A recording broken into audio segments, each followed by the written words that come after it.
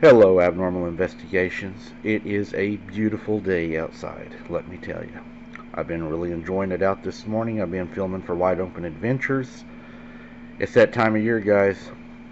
Time to hunt and fish. I am so excited for that. Got an awesome encounter for y'all today. I think you're going to really enjoy this one. But don't forget, tonight at 7:30 p.m. Central Daylight Time, Sarah and I are going to go check out a cave that we found in the same area where we heard the whispers and where we've heard the scream. So join in to see that, guys. We look forward to seeing you guys over there for that. It's going to be an amazing night. I'm excited to go look at the cave myself. Who knows what we're going to find when we go over there. But feel free to find the thumbnail to that tonight. It's already out. And leave a comment there before the show. A lot of people go in there and talk before the show, so I welcome y'all to go in there. Let's get to the encounter. It was a warm summer evening in mid-August of 2022.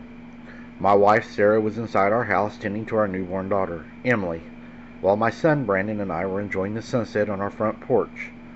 The sky was painted with a pretty array of orange and pink, and the air was filled with the sweet scent of blooming flowers. We were watching the stars begin to twinkle in the night sky, and Brandon was pointing out constellations to me. Suddenly, Brandon said, "Dad, do you smell it? Do you smell that terrible smell?"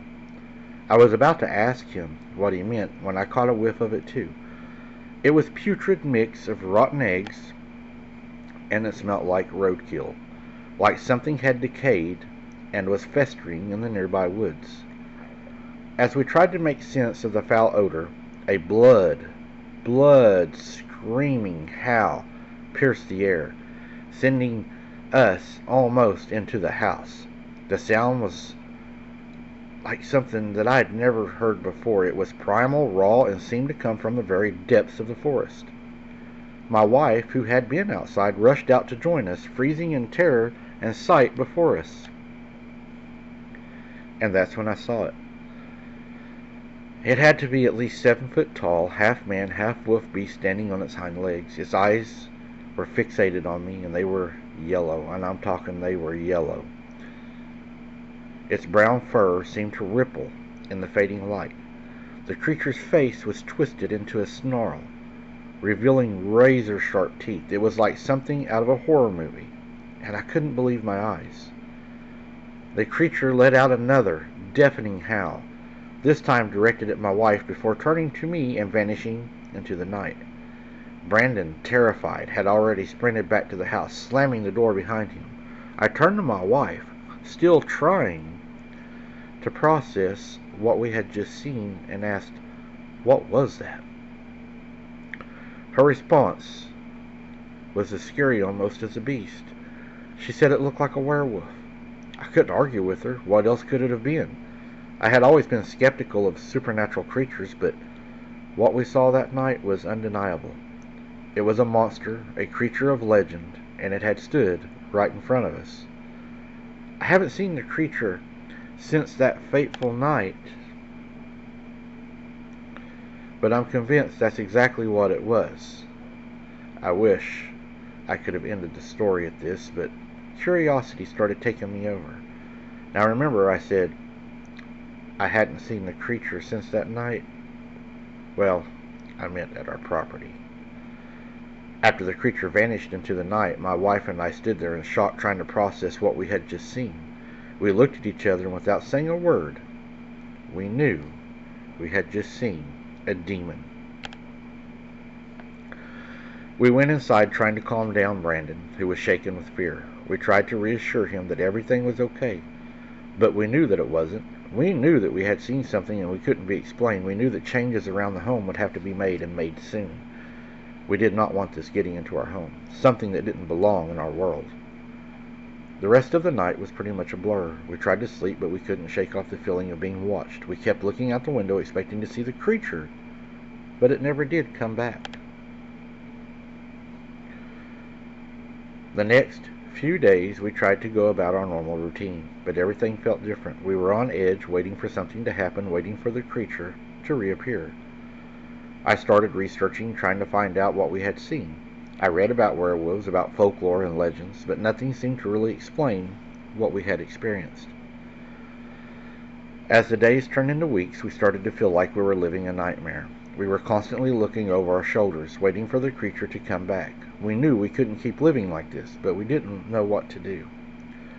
One night, I decided to take matters into my own hands. This is where I made the mistake. I grabbed my rifle and I went out into the woods, determined to find the creature and put an end to it.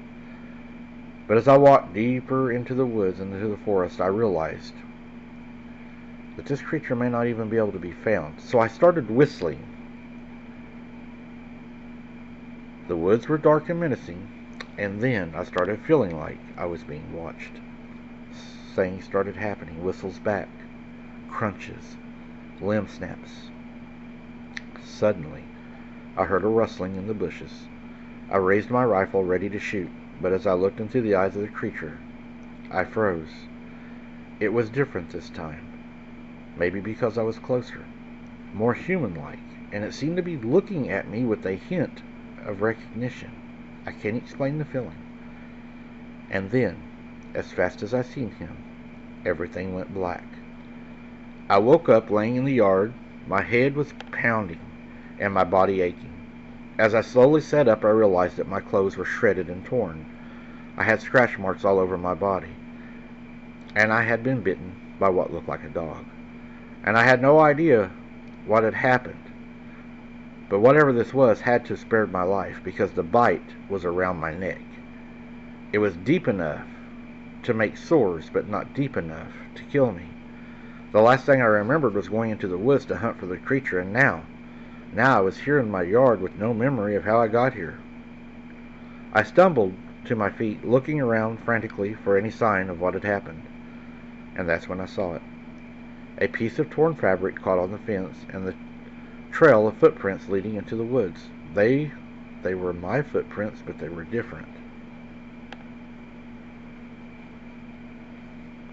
Something, it appeared, was dragging me. My feet, every now and then, were backwards, like I was walking backwards, and then the heels would be dragged. Something was dragging me, it seemed, just off of the ground. Did I have these bite marks around my neck because it carried me as if how it would carry one of its children, like a dog carries another puppy? Was it carrying me like that? Was it dragging me along with my torso and my neck in its mouth? Was I that close to death? Why did it not finish me, Mike? Why am I still here? Why did it not kill me? And to this day, it has not came back. And that's a really good question. Maybe it didn't want a search party out there looking for an animal that had killed a human, because I think these things are very, very intelligent, and it probably knew that if it killed you or you went missing, that those woods were going to be interrupted, and I think that it did not want that. So it probably spared your life because you had family, and it knew that there would be a huge search for whatever had killed you, and it would definitely be known that you were missing. I think that if you would have been a solo person, not married, living alone or whatever, you just would have disappeared and been found later as an accident. But I think you're very, very lucky. It reminds me how you said you went to sleep because the co-host Brooke said that whenever she saw the gray inside of her house, that it put her back to sleep also. So it kind of made me think of that. What do you guys think happened in this story? Let me know in the comments, guys. And don't forget, 7:30 tonight, guys. We're going to go check that cave out, and you can go comment in that thumbnail right now. Thank you so very much, guys, for watching. Until next time, keep your head on a swivel. Don't become something's dinner, and we'll see you on the next one.